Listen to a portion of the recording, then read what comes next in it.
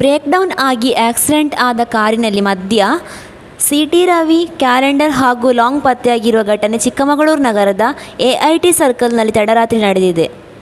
ಅಪಘಾತಕ್ಕೀಡಾಗಿದ್ದ car ತಳ್ಳಲು ಮುಂದಾದಾಗ ಘಟನೆ ಬೆಳಕಿಗೆ ಬಂದಿದೆ. ಈ ವೇಳೆ ಸಾರ್ವಜನಿಕರು ಹಾಗೂ ಕಾರು ಚಾಲಕನ ನಡುವೆ ಮಾತಿನ ಚಕಮಕಿ ನಡೆದಿದ್ದು, ಬಳಿಕ ಕಾರಿನ ಚಾಲಕ ಸ್ಥಳದಿಂದ ಪರಾರಿಯಾಗಿದ್ದಾನೆ.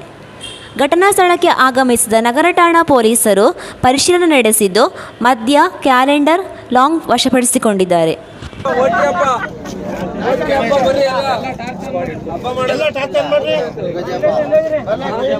ಉಗಾದಿ ಹಬ್ಬ ಕಣ ಇವತ್ತು. ಉಗಾದಿ ಹಬ್ಬ ಬಾ ಇವತ್ತು.